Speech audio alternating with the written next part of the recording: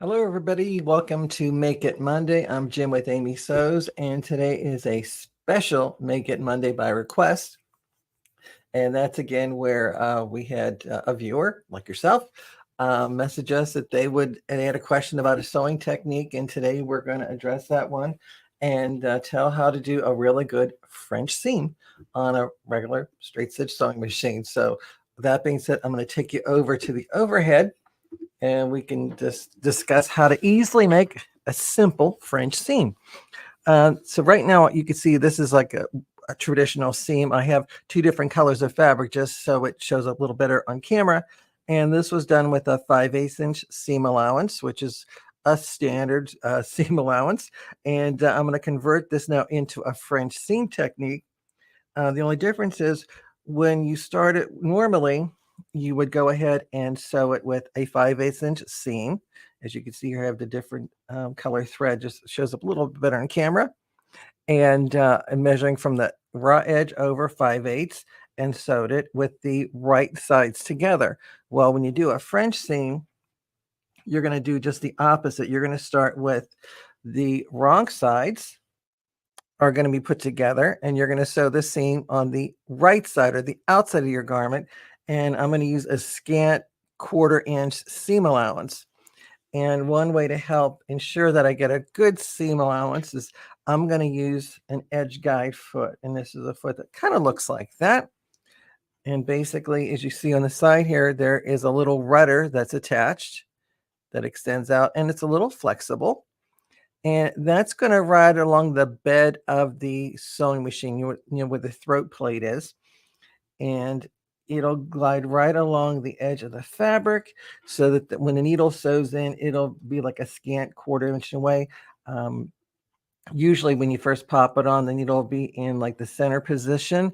And I just use my width control to move my needle over. So I got a scant 1/4 of an inch. You want a decent amount that the fabric doesn't get drawn into the throat plate, but enough width that you're not using up too much of the fabric because we got to do a little trick next. So after I sew it with a scant 1/4 inch, I will then take my shears and I'll trim it off a little bit. So it's a little under that 1/4 of an inch. I just like to have a little bit more room there because what I need to do next is I'm going to have to take that and once I have it trimmed, I'm going to take it to the ironing board. And you can see here I had trimmed this one and I'm going to fold them over with the right sides together and get a good firm press. So as you can see here, this is the wrong side of my fabric. Here's the right side or the outside of my garment.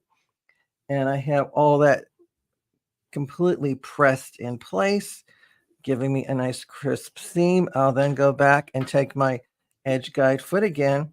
And this time I'll pop it back over to that center needle position, which will give me about a good 1/4 of an inch or a little over.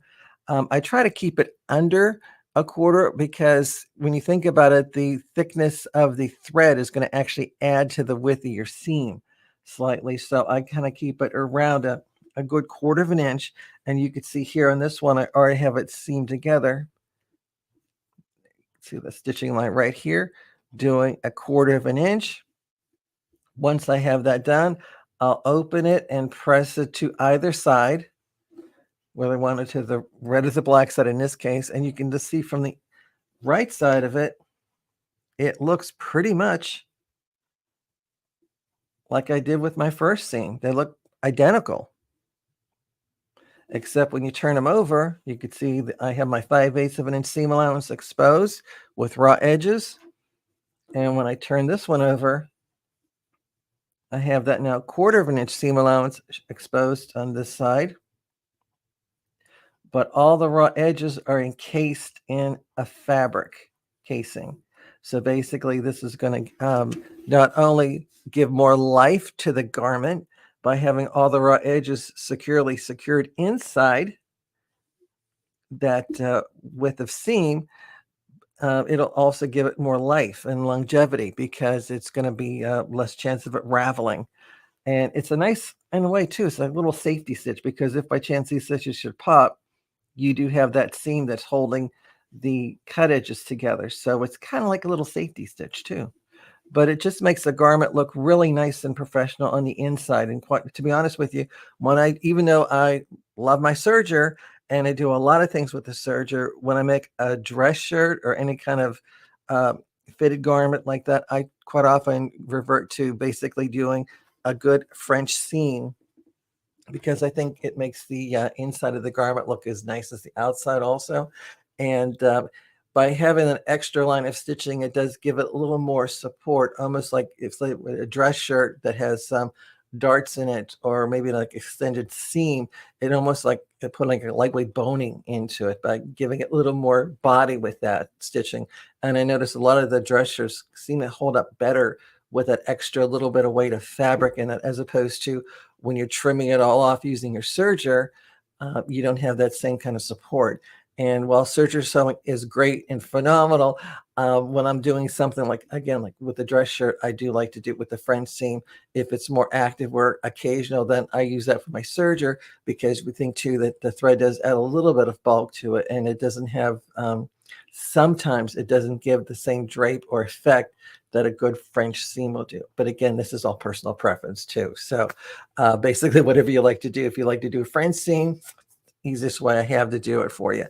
And hopefully that helps you with that question that a viewer had about how to do a French seam.